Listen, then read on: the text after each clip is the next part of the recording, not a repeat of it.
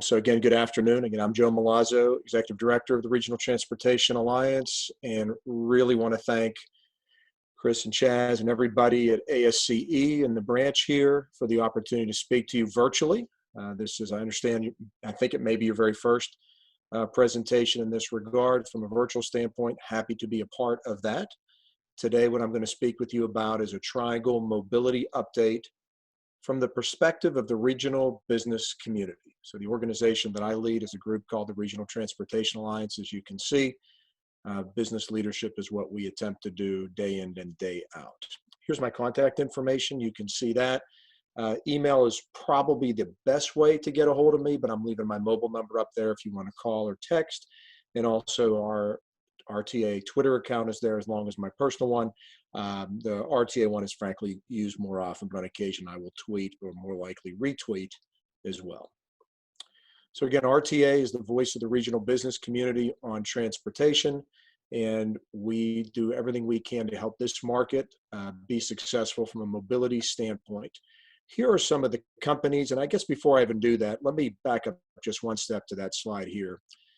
So a little bit more about RTA.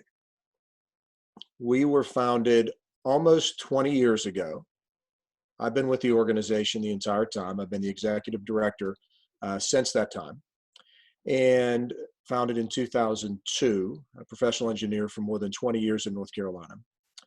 And what RTA tries to do is to move projects along in a way that they otherwise wouldn't happen as quickly, as well, or at all.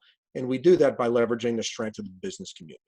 And so with that, here's an example of some of the companies in the RTA. And hopefully the names, most if not all of those, will be familiar to you.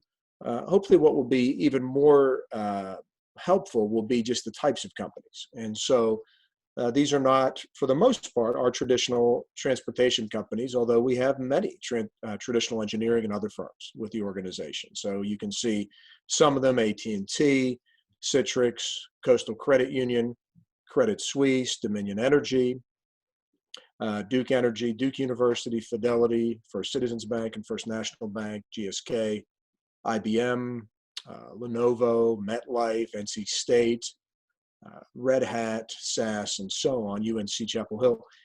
A number of companies. They're all in the transportation business, though, at some level, because we're all in the transportation business, because we want to make sure our products get back and forth.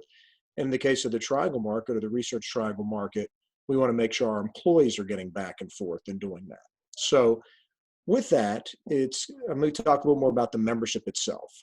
So we represent 26 chambers of commerce in over 10 counties in central and eastern North Carolina. We do not make it the whole way to the ocean, nor do we make it to Charlotte or to Greensboro, but certainly all the chambers of commerce in Wake and Durham and Orange counties, and many other chambers of commerce around, and they all work together through the RTA. We are not part of all those chambers. We're actually a regional program of the Raleigh Chamber, but we represent each of these chambers on transportation issues of regional significance. And of course, we're a federation, so someone could choose a slightly different perspective, and that is absolutely fine. But we've been together with many of these chambers for more than 15 years, and that has been a spectacular relationship. Back to the membership as a whole, we're structured into gold and silver and bronze members, and you can see some of our gold members. And these are companies that are investing $7,500 a year or more every year. Some give up to $25,000, and you can see some of those names here. And then some of the silver members as well, and there's a number of those, and I'll let you pause and see some of those. And the important thing here is to understand, just in terms of who's speaking with you, I do have an engineering background. I'm still a licensed professional engineer, like I said, but what my job and our organization's job is to represent the broad regional business community. And you can just see how broad and frankly how strong it is by seeing these companies. Next panel, again, some of our bronze members, and then our senior regional partners as well, because they are also members of the organization. I thought it would be helpful to mention just briefly, I mean, I know there are, well, I'm spending a lot of time saying non-engineering firms, but we do have several engineering firms that are with us. We got companies like AECOM and ECS, HDR, HNTB, Mott McDonald, MVP, McKim & Creed, SNME, Stewart, WSP, many others. I can't name them all, but there are a number of those companies that are with us, and I think many of those are members of ASCE. So with that, let me talk about a little bit more about the presentation itself. So again, our mission of our organization is to deliver business leadership to get our region moving faster. That's the reason we exist. That's the reason I wake up in the morning in terms of work, at least. And in terms of business leadership, what does that actually mean from a market standpoint? Well, I would say focus. If I were going to pick one word, it would be focused. Because RTA has the ability, since we're not part of the government, again, we're a Chamber of Commerce-based organization, we partner with our public sector partners, of course, and bring everyone together. But we can choose the projects we want to focus on, and those are based on the needs of the business community and also our survey of the landscape of what's important and where the business community can make a difference. And then related to focusing on things is action, trying to make action, trying to get movement on projects. And perhaps a third phrase, if not a word, but a phrase would be staying power. The business community cannot be fired or lose an election per se. So we are there for the long haul to keep projects moving. Although I won't spend a lot of time on it today, one of our finest, if not our finest moment, would probably be 540 in the Triangle market. We have been and continue to be the lead private sector organization that has championed both the portion in Western Wake County near Cary and then the Southern Wake County portion that is now under construction. Under no circumstances would we say that RTA did that work alone and there were no other partners, of course not. But on the other hand, it would be very fair to say that RTA was indispensable in making sure that project remained on track and is now under construction. And thank goodness it is, considering the overall situation we're facing from a mobility standpoint from funding. So a little bit about our priorities. And this is the top 5 priorities I'll go through for this calendar year. Our first one is identifying sustainable funding for essential growth at RDU Airport. And that's our highest priority. It will remain so until it's resolved sufficiently. And if there is any priority we're dealing with right now that is been impacted by the coronavirus, it would certainly be that bullet, and I'll get to that in just a little bit.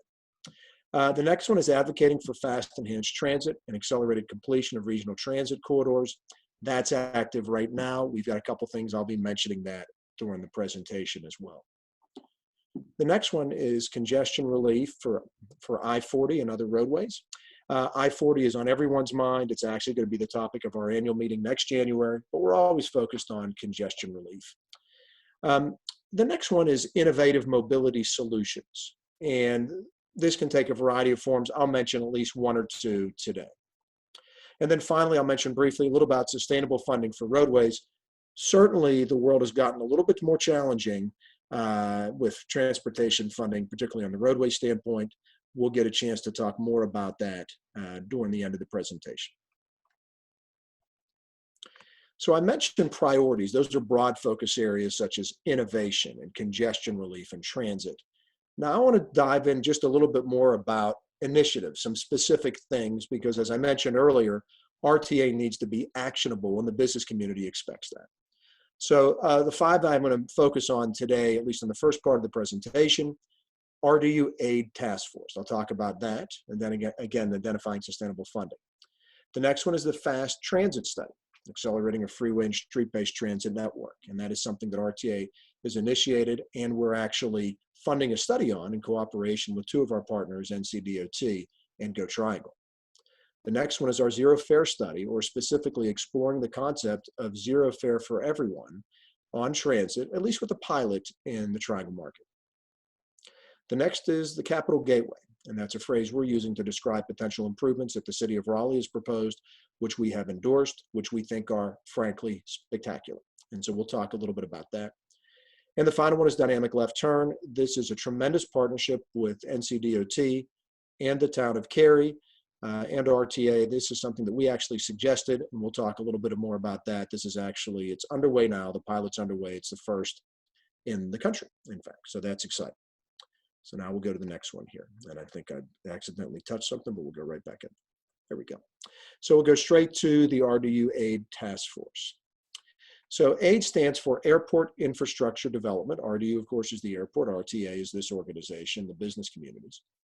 And so what we did is a task force, and there were 12 members that requested to be a part, actually far more than that, but 12 members were selected to be a part of the task force. And they spent several months in the fall reviewing information at RDU Airport. And so let's talk about that. The short answer is RDU faces a $1 to $2 billion funding gap in the next 10 years. And again, all this information was current and correct as of last fall, and frankly, through early March. Right now, with the new situation at the airport with different traffic volumes, we'll have to see, of course. But so let's take this in terms of the world, at least as it existed through the beginning of last month. $1 to $2 billion funding gap in the next 10 years. 2019 just ended, the highest passenger levels in RDU history. In fact, RDU was 12 years ahead of what its projected levels were when it completed its master plan just a few years ago. And so if you're 12 years ahead of your projections and you have a very solid and effective master plan, where you find yourself is 12 years behind your capital development needs. Now, those capital development needs identified in that master plan were $3 to $4 billion by 2040, 2 decades from now. Now, $4 billion was not the shortfall, but at least $1 billion was. RDU knew that. RDU knew that was a concern. They had been very successful requesting, and not just for their airport, but for other airports across North Carolina, additional funding from the state, had done well with that, continue to do well with that. But they knew that that funding, as good as it was not going to close the gap. In fact, that number was including that. So they reached out to RTA's, the business community's voice on mobility, and asked, could we create a task force to dive into this issue? And we said, we're happy to do that. So we examined RDU's finances and funding mechanisms. We met with the board. We met with multiple members of the airlines. We funded a follow-up study from the RDU master planning consultants and essentially said, what happens if these improvements don't happen? What happens to RDU over time? So RTA spent some of our resources on that.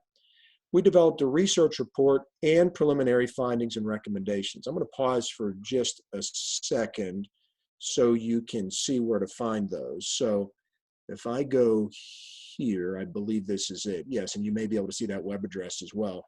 The beauty of a web environment and a virtual is you can somewhat follow along as we go through here. Our website for RTA is letsgetmoving.org.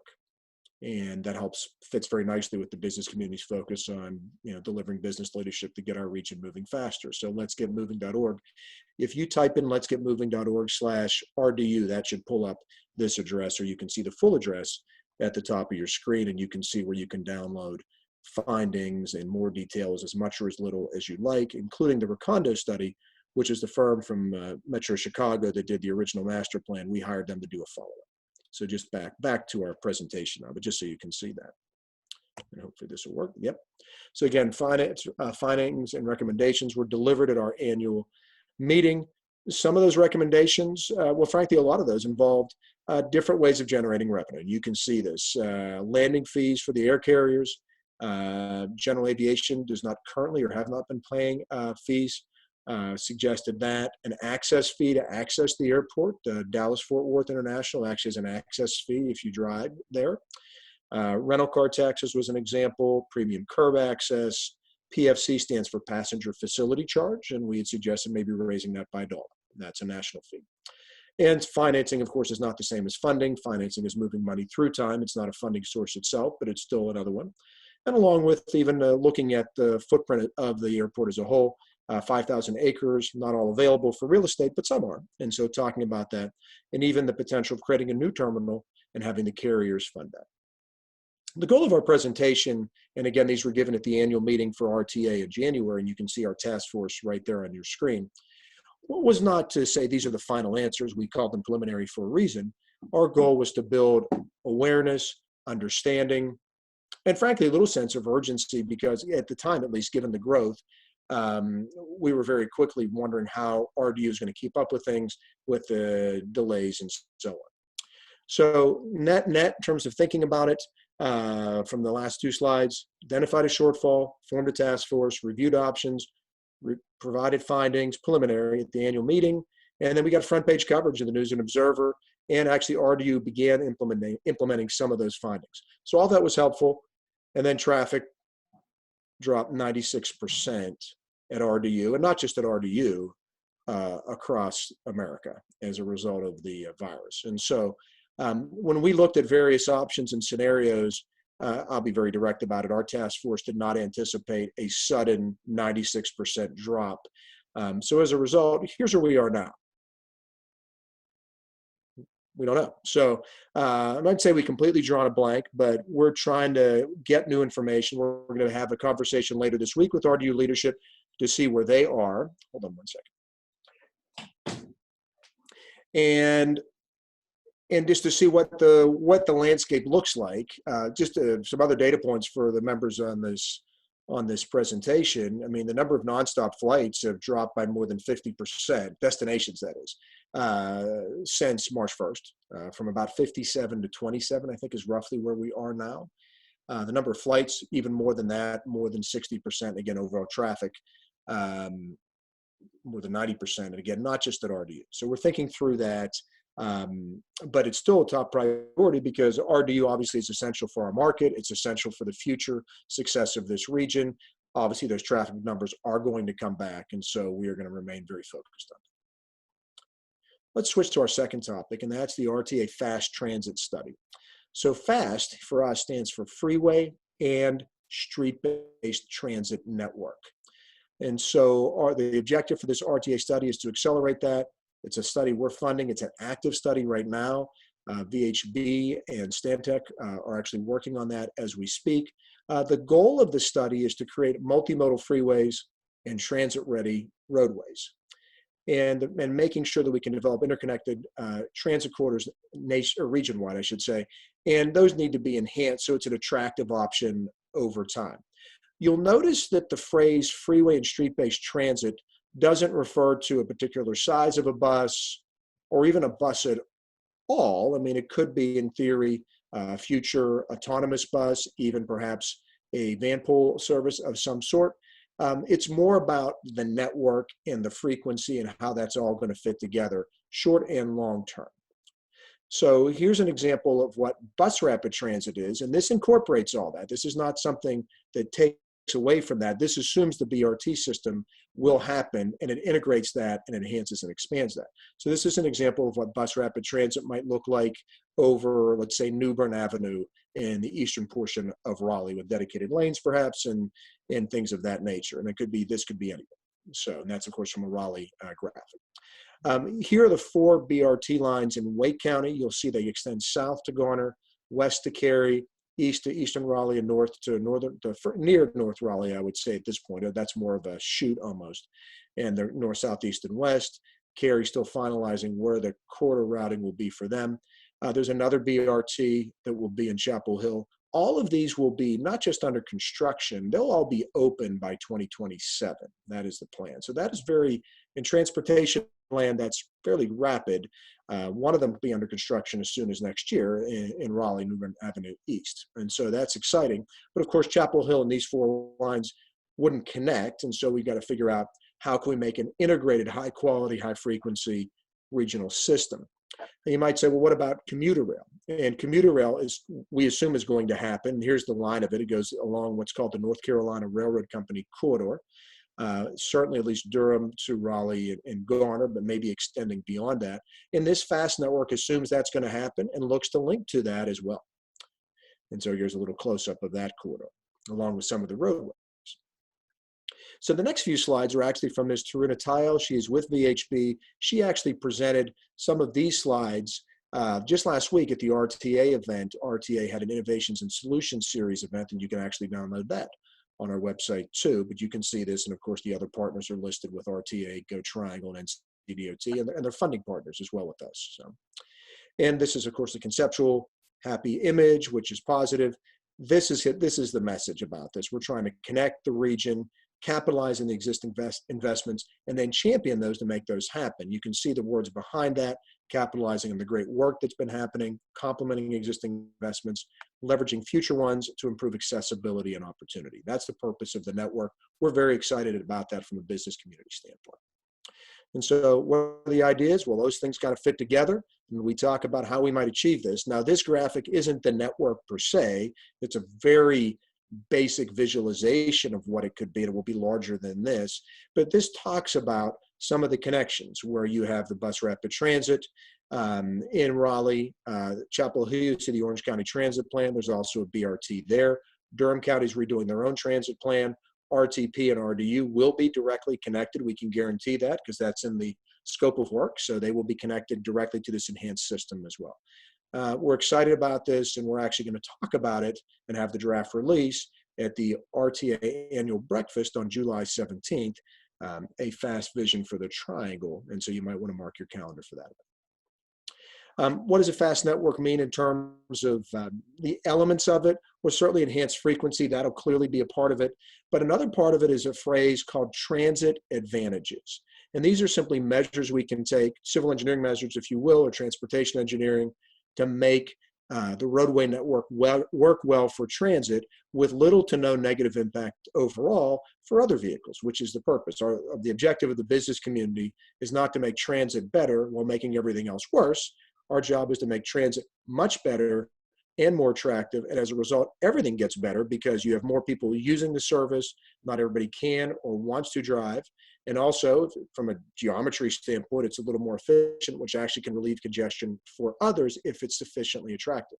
So some of those things I mentioned, frequency. In terms of the physical things, dedicated lanes, red lanes is what we are calling them in here, and Capital Area MPO does as well. Red lanes refers to not just the color, but also the other complementary uses when they're positioned on the right side of a roadway. Red, R-E-D, R standing for right turns can use it, E standing for emergency vehicles, D standing for driveway access, so red lanes. Also signal priority, allowing the buses to get an extra jump or two. Q jumps, you see that to the far right. That's another way where they get to the front of the line. Signal priority, allowing the buses, the green, to stay longer, or red end quicker. And then level boarding. Near level boarding would be maybe a way you might think of that for buses, where if you think about when you get on the Washington Metro, you don't climb up into the train, you simply walk into the train. And so as a result of that, it speeds the boarding process. You're also not paying your ticket fare there. And as you'll see in the next one, we don't really want you to pay your ticket anywhere, but at a minimum, we want to at least make that process simpler. And so that's exciting. These are some of the graphics that VHB has compiled to talk about different methods of making transit look nicer or more interesting, attractive. And again, here's some of the other advantages that I mentioned briefly. So again, express lanes on a road like 40 or 540, letting the bus have first priority there. The bus on shoulder system, that exists today. We have about the largest in the South now, and so we're using that on the shoulders. Q jumps I've mentioned. Direct connect lanes I've not. Direct connects are a direct link from, let's say, one of the BRT lines to a freeway to allow that bus to have immediate access from entering the center city via bus rapid transit, and then cross regional via the freeway to either a shoulder or to some other lane. And I mentioned some of the other ones as well. Here's the project schedule. You can see this. This may be a little more detail you want, but hopefully not too much. The gist is it's going to be done this year. This isn't a 30-year study or even a 2-year study. It is a high-level one. It will have solid technical underpinnings. There's real analysis going on here, but it's as much a communications and inspiration document. We're excited about that. Again, you can see the transportation breakfast. Freeways the Future was actually an old title of the event. It is actually about a fast vision for the triangle. And again, it's on our website, letsgetmoving.org/breakfast. We're excited about that. And then the final report, roughly the end of September. So we're excited about that. Here's the partners that all have got to come together. Certainly we, the business community, transit planners, and we've got folks there, transportation community broadly, our elected leaders, we would want them to embrace this in the public. And everybody will have a chance to input, even though this is a high-level study. At the breakfast in July, we're opening this up for public comment for 30 days, so look for that too. Let's switch to zero fare for everyone. This is not dependent on one study or the other, but I think it complements it nicely. So again, you may have heard the phrase fare-free transit, and that's not an unreasonable phrase, that's fine. Zero fare is a phrase that other communities have used, including Kansas City, which is incorporating that now. We like zero fare because it's not free, because our taxes are still paying for it. There's just a zero fare at the point of entry, and that's kind of the difference. So we like that, so we're simply stealing that completely, and others we're seeing are using that too. For everyone portion means it's not just that there's no fare, but nobody has to pay it. And so therefore, if no one's doing it, then you don't need a pass. And if you don't need a pass, then that's one more thing that we don't have to slow down. So that's exciting too in terms of border. So zero fare for everyone is a system that does not collect fares from the rider. It's a policy, right? Ultimately, it's a policy. Transit patrons are not required to make a fare payment or to use or display a pass or a ticket or a card or a mobile payment to ride. RTA is doing a study right now. We're just launching it for this study, hired HDR, and they're going to do a very good job for us. We're very excited about that. And this is not about implementing it region-wide, even though technically we have it right now, because nobody's collecting transit fares right now due to safety reasons with coronavirus. Everybody's entering the back of the bus using the rear door for any bus that has a rear door available. Almost all do, a few small ones don't. But they're doing that to avoid any interaction with the driver, and along with not having to pay, to avoid that interaction with the driver. So nobody's collecting fares now, but eventually those, in theory, would restart. If they don't, then our problem solves itself for this study. But what we're trying to do is say, let's do a study to figure out what a pilot implementation of zero fare could look beyond the suspension of fares, which is really what we have right now. And why do that? Well, to us, from a business standpoint, we can think of the reduction of barriers. When you think of the business community, you can think of a sense of urgency, a focus, reducing uncertainties, another thing that comes into mind. And another phrase might be just reducing barriers to success, whether we're talking about our business or the broader community. And so here, in terms of 3 barriers for not just using transit, I want to be really precise here. These are barriers that make it less likely people even consider transit as an option. I put myself in that category. I do use it. I do have a transit pass, but I'll be very direct about it. I certainly don't use it as often as I would if some of these barriers were removed. And I would suspect at least some, if not most of us on this webinar might feel the same way. Let's talk about those barriers now. So one is financial. That's probably the most obvious one, right? If you're not charging on the way in, you're reducing that financial barrier. But it's more than just the cost. It's also the hassle of purchasing those fares, those passes. The next one, and these of course relate to each other, right? So the next one is mental. The uncertainty of how much to pay. Most people don't know exactly how much one-way transit fare is. Do I pay more for a different agency? Do I pay more if I'm using a pass or mobile ticketing, which doesn't technically exist yet? Or how I pay for it, or if I'm going to have a transfer. Well, when you think about all that uncertainty, a lot of folks will say, skip it, I'll just drive, because that's simpler. I don't have to think about it. I don't have to pay at all to drive. You might say, well, sure you do, your gas tax. Well, yes, but I pay that in advance. That's essentially like a pass for the next week or however far I drive. Obviously now we're not driving very much, so that pass lasts longer. But in normal circumstances, a lot of us will fill up our gas tank, and that gives us essentially a pass to use North Carolina and our adjacent states roadway network as far as our mileage will take us. And we don't have to think about it on a use basis other than the toll, per se. That's the only time, and even that is electronically collected. And then so you have the mental confusion about how much to pay. The physical barrier is the third one. The need to travel to purchase the fare. You might not even know, where do I buy this fare? Where do I buy this pass if I want to do it that way? How do I use the fare box? I will tell you straight up, using fare boxers, they don't always work. And which way does it go? And which way does your card go in if you're using a pass?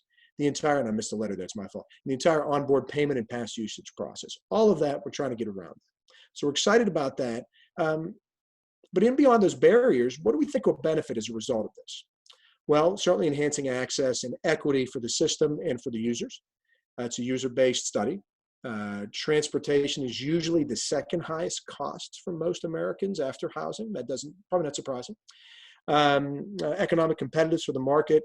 Again, I represent the business community, our organization does. We want to be able to tell folks, combining this with the prior study, hey, you come to the Triangle market, we have an enhanced regional fast network And yeah, our taxes are paying for it, but you don't have to pay again. You don't even have to think about it. It's easier when you talk to employers about this is how your associates will get around. We expect more ridership to go. Do I think ridership will go up in the future with zero fare as opposed to not? Yes, with 100% certainty. It will go up. The supply and demand tells you that, and experience with other systems tells us that. Chapel Hill, when they went zero fare almost 20 years ago, immediate 30% increase. Chapel Hill has more people using its bus system than Durham or Raleigh or any system between Washington and Atlanta other than Charlotte. I think it's the only one larger. Certainly creating new mobility options with this, faster travel time. I didn't even mention that. If you're not slowing down to get on the bus to pay, you'll speed up the bus. So even if you never take transit, you benefit because the people are getting on the bus quicker. I did not mention safety, but obviously there's a safety long-term benefit of safety, removing those fare boxes as well. And the other things here about operations and maintenance, there's costs with collecting, securing the fares as you move them to a secure location and bank them ultimately. All those costs go away. Now there are costs associated, or a cost of not having fares, so to speak, loss of revenue, and that's part of what the study will be. And in this case, again, not universal, just looking at where could we do a pilot if we did it just a certain jurisdiction, routes, days, what have you. So we're excited about it. So you'll see that in this final piece of it. And again, we do have zero fare for some entities now. Youth don't have to pay anymore, but they have to have a pass. Senior citizens don't have to pay. And of course, I mentioned Chapel Hill along with the other university systems. So we're excited. Capital Gateway. I think we'll all be excited about this one. So the top graphic shows a depiction of what a future Capitol Boulevard could look like between 440 and 540. You can see BRT, bus rapid transit in the center, some lanes nearby, both local and express, or maybe through lanes might be more accurate because it's not going to be super fast, but say through lanes next to the central BRT lanes, and then local or access lanes where you'd be able to access the driveways and the other businesses and so on. You can see that. And then below it is an example of what it might look like. Again, Capitol Boulevard in this case would be going east to west or left to right on across your screen. And then that might be a side street, and there would be ramps to access those side streets. You still maintain connectivity. So again, as I mentioned, we're calling it a multimodal gateway because Capitol is the gateway to downtown Raleigh, or depending on your perspective, the gateway to North Raleigh. It separates through and local.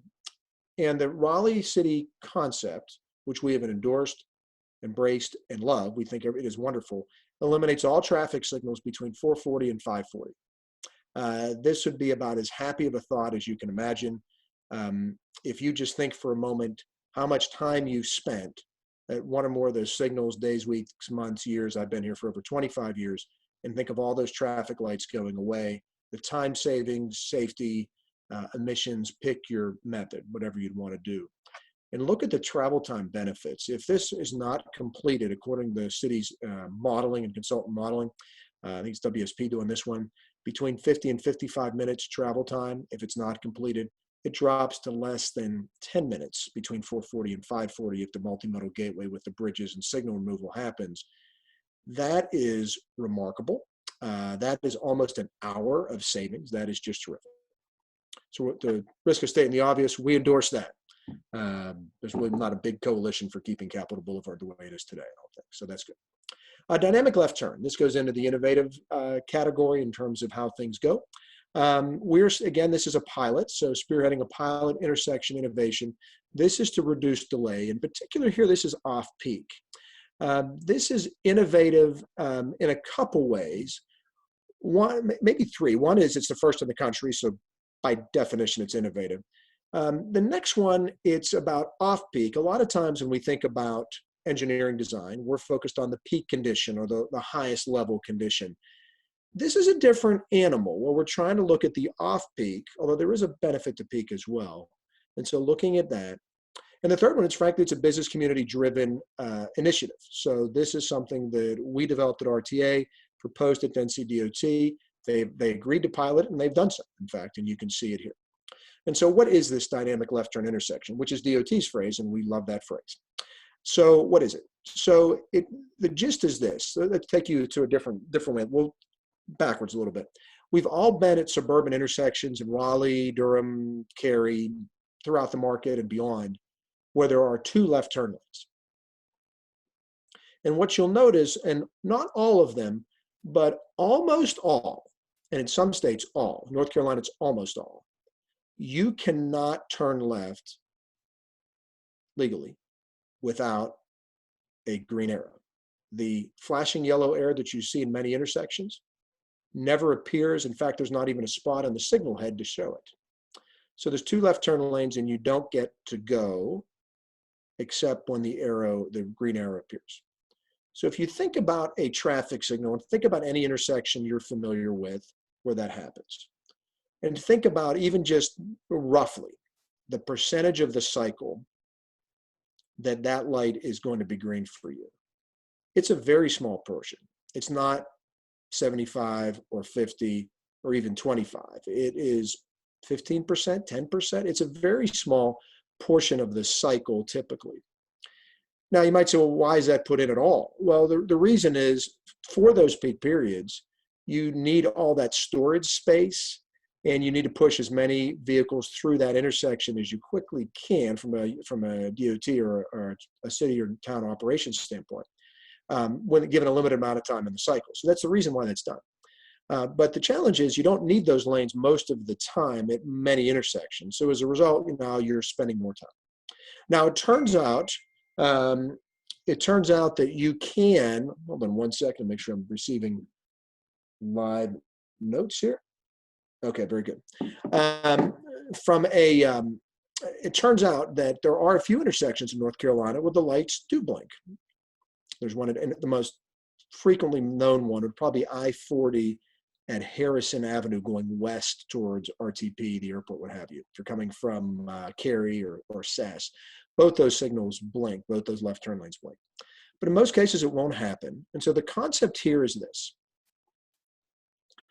If there were only one left turn lane, as long as the sight distance was good, which is in most cases it is, that signal will blink. It might show a green arrow sometimes, but it will typically blink for portions of the cycle, which simply creates more opportunities for you to make a left turn. And then it also means that if you can execute that signal or that turn then there's less time needed for the green arrow. Maybe some cycles you don't show it at all, which keeps the overall intersection moving more efficient. So it's very nice. Well, the question was, well, could we essentially convert, maybe not cycle by cycle, for at least for periods of the day, a dual left turn to a single left turn? And the thinking was, well, why don't we close one of the left turn lanes and see if that works? And so what we've done in terms of the concept is you close the rightmost left turn lane, leaving the leftmost left turn lane open. At least that's the concept here. And then you simply show a red X over the lane that's closed. And you've seen those before if you've gone to any Hurricanes or NC State basketball game or a concert at PNC Arena. You've certainly seen the red X's over the lanes. It's the exact same signal. And then that's how it's used. And when the time the red X is shown, then the arrow blinks. And then when the red X becomes a left arrow, then under that circumstance, the arrow will not burn. So that's the gist of it. So if you see here, you're on the bullets now, you're closing one left turn lane to allow you to activate the flashing yellow arrow for the remaining lane under periods of low traffic. Travel time savings, up to 2 minutes, open in Cary right now. In fact, it's been open for over 2 months. This is at the corner of Tryon Road and Cary Parkway. Next slide is slated for Clayton. Here's an example of the image. You can see the X there over the one lane. And this is now, the rest of these slides are from our colleagues at NCDOT, Dr. Joe Hummer, who gave a presentation also at the RTA event. And this shows an example, very long dual lefts, only one car sitting there, and they cannot turn left even if there's a gap in traffic. Under the DLTI, they can't. So again, this shows your graphic NCDOT did, and I think they've done a very nice job of it. Again, here, this is the DLTI. If you can see my arrow going back and forth there, everybody's in the one lane. The X shows that lane is blocked or not available. Under this time during rush hour, you need both lanes. Both arrows are shown that that lane is open. So again, operates at dual left turns during peak, closed second lane during off peak. And again, just like Edwards Mill Road, you've seen this. And so how did they pick the first pilot? Again, NCDOT picked the selection of the sites. We did not. We simply asked them to look into it. They called it Goldilocks demand, enough demand to matter. but not so much you need dual lefts most of the day. And they wanted spaces with good distance and good software so it would work. Town and Cary's work fine. And so that's exciting. You can see where that is. Again, that's Tryon and Cary Parkway. And you can see the benefits. They estimate that they are going to have $27,000 in terms of delay saving benefits if you quantify it per year, and it costs about $33,000, so it pays for itself almost immediately. But literally thousands of hours of delay savings every year. It may be more than that. It depends how that's operated. It says they're operating about 20 hours a day since February 14th. It's currently operating 24 hours a day because during peak periods, it's not showing the dual left turn, or showing the dual, it is showing dual left turns. It's not showing the dynamic one lane closed, but there are no peak periods right now. So the rightmost left turn lane is closed all the time. So you can see that. There's a new sign that was added to clarify that the red X means lane closed on red X, and that seems to have helped explain what that red X meant. And so even though it's the same, as exact same meaning, if it's in an unfamiliar location, people may not be as familiar with it. So that's why that was added. There's actually 2 signs that have been added. Other things about, as they monitor the pilot, there's a shopping center, and so some folks are still tempted to use the right lane, or trucks trying to make sure they can get through there with their curve radius. So those are all things being considered with the pilot. And you'll never get 100% compliance with this or any traffic and control device, so they're thinking about what that might look like. RTA is funding a study of this, the before and after, the potential site in Clayton and near the Walmart. If it's a reasonable cost, and for that as well, and the cost is certainly reasonable, but the other elements of it and the public reaction, DOT will publish the findings, look to expand this in other locations. And again, the sheer cost, or the lack of cost, this is so low, and being able to show results is always good, given the current funding situation, maybe even better. So we're excited about that. DOT is also looking for other time of day innovations. We applaud their leadership, and the town of Cary looking at this too. And here's a couple other images of it. Again, you can see the red X, the lane closed on red X. There's the advanced signal, and then one closer to the intersection. Time for a couple other priorities quickly here. I want to be respectful of time and give some time for Q&A. Current highway funding models are simply not sustainable with the motor fuels tax. Maybe the takeaway point for everyone on this video call is that it's not that vehicles are becoming more fuel efficient per se. It's that some of them are.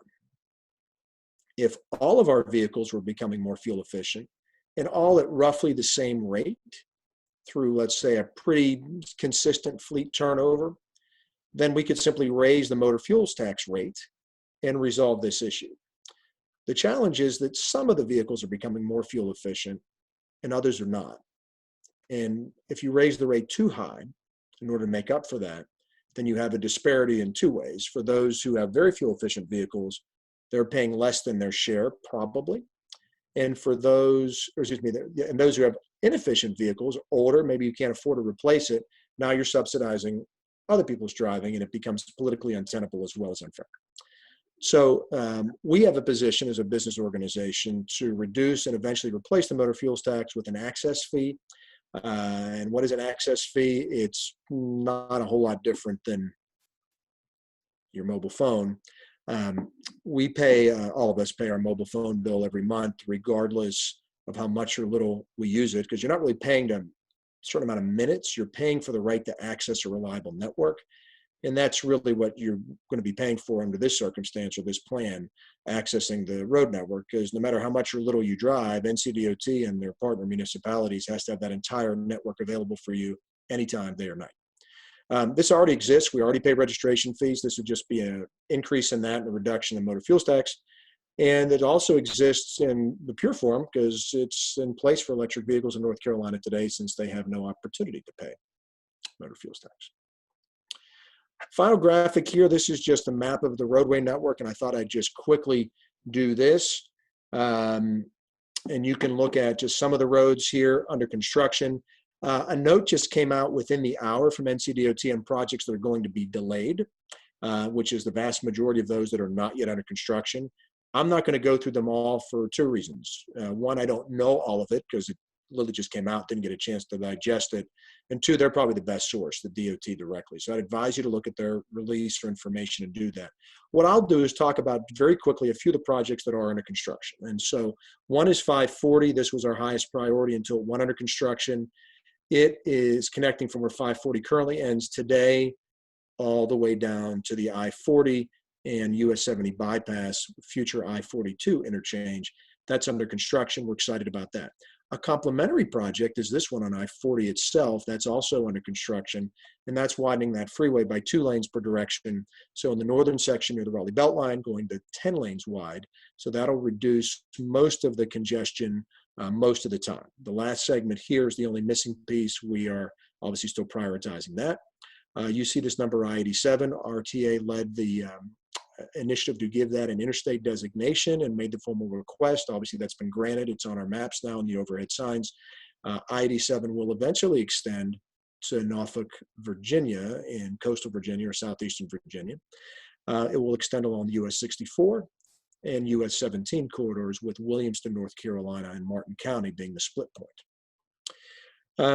Other projects, 40 West will be under construction to widen that remaining portion that's only 2 lanes each way. And then another one that's maybe of interest is I-885. That is almost done. We'll be done just a few months. That is really an important linkage, because if you combine that with this existing piece of 540 and then the new piece, now you have free flow ways going from this part of the market to this part without ever getting on I-40 in any of our commuting areas. So that's just a spectacular project to tie in. It's only a couple miles long here. The other thing it does, when combined with the US 70 freeway, which will take some time to get built, but eventually it will allow free flow from northern Wake County, Briar Creek, US 70 to either downtown Durham or 85 that way. So a lot of very important connections. Maybe one more that is of interest is this piece of 440. That's under construction. Excited to see that moving. That has been a substandard freeway. It's needed to be fixed, for lack of a better phrase. You'll have 3 lanes each way and modernized interchanges. And again, that is under construction. We're excited about that. A number of smaller projects underway, including Aviation Parkway, Airport Boulevard, what have you. So those interchanges. So I'm going to pause for a second. I am good on time. I'm going to read a note that I received from Chaz Webb to see some of the questions. I got the first one. So the first one, does RTA envision expanding its geographic coverage from what it is now? The answer is no, or only at the margin, with maybe one exception. So RTA is the voice of the regional business community. The region is what we call the triangle, or the R&D triangle, and the extended triangle market. So we are roughly to Alamance County, south to Moore, northern suburbs, and then east and southeast to roughly Goldsboro, Kinston, Rockmont, that area. A little bit further east, because the influence of the triangle extends further east than it does west. That's just the nature of cities, and there's no major cities to the east of us. So that's our market. That's what we're going to focus on. We do engage on things that go beyond that, clearly. So in the case of whether it's intercity rail to Charlotte or to the north, whether it's I-87 to Norfolk, we obviously partner there. When we were trying to get the I-87 approved a few years ago, or the interstate corridor, I was in Chesapeake, Virginia, next to Norfolk, twice in 1 month, giving presentations in cooperation with the Chamber of Commerce representative there. So we will partner there, but we have been very successful by focusing on what we need to focus on, which is the regional network, the regional business community. We're happy to partner with other folks, but have no desire to expand beyond that. We've been doing it for 18 years, been very successful. I will argue that I believe we're in the top 5 in the country in terms of regional business groups, and I'm just saying it that way because I'm not sure what the other 4 would be, but I'll say it that way because I'm missing a few. RTA is an excellent organization. We have great members. I've mentioned several of them, and it's because of those members that we've been successful. So I'm going to pause there and see if there are others, or if not, I actually have a few questions that I might even suggest myself, but let me see if I have any here. So let's see if I can see where the chat item is. I cannot. So what I'm going to do while I wait for if there's any other questions, I'll come up with a few others that may be of interest. So Bus on shoulder is a question that comes up from time to time. Is that working? Does that continue to work, or is that a challenge? And the beauty of that program is it's trying to not be something it's not. It's not trying to be a 70-mile-an-hour express lane for buses. It's trying to be a shoulder-based system that utilizes the existing infrastructure we have on the interstates, and the maximum speed is 35 miles an hour. And if you think about the fact that you can drive on city streets, many city streets at 35 miles an hour with pedestrians and driveways and traffic signals, driving on a road as a professional bus driver with no driveways, no traffic signals, no pedestrians, in the shoulder meaningly, of course, but there, and maximum speed differential of 15 miles an hour from adjacent traffic is a very reasonable, very good way to move past traffic when it's slowed down. People can only use or buses can only use the shoulders when the speeds are at 35 miles an hour or below, and they can't go more than 15 miles an hour faster than other speeds. So when traffic is going zero, the bus can only go 15, which is both very slow and exhilarating compared to everybody else who's going zero while you're going 15 in a bus. So it's good. Next question has come in. Are there any plans for the 98 corridor between Wake Forest and Durham RTP? The short answer is there are. While it's not something that we focus as much on just because we have limited advocacy bandwidth, I would say that is addition to staff. The Capital Area MPO, which stands for Metropolitan Transportation Planning Organization, and the Durham Chapel Hill Carborough MPO have a study. I think that may be done. They certainly have studied that, and there talks about various improvements along 98. For those who are not familiar with that, I believe that would be kind of roughly that, something like that. So that's where that goes. So yeah, I'm not aware of that turning that into a freeway like you might have with, if you're from Houston, where you have the 610 loop and then Beltway 8 and Grand Parkway. It's nothing like that. It won't be another freeway, I don't think, but upgrades to 98 is one. And would you identify the most pressing project or program in terms of greatest return on investment? That's a little bit of a challenge because the size matters, right? In terms of the big, large and small, and then also the mode. I'll offer a few. That's a really good question. So here's a few. So one, the airport. Of course, there's a number of uncertainty, but the sheer magnitude of the economic impact of the airport is so large, allowing that to continue to function successfully makes it a very, very important project. And that's really going to be a series of things. So that would clearly be one. I'll mention the FAST study because that is a study that will allow this market to leverage its existing transportation resource, but bring in enhanced transit and equity. So it's not replacing the routes necessarily, it's more expanding, enhancing, and looking for missing connections. And considering that's the second largest source of expense for Americans, and certainly here in this market too, that should be of extreme use there as well, very good benefit as well.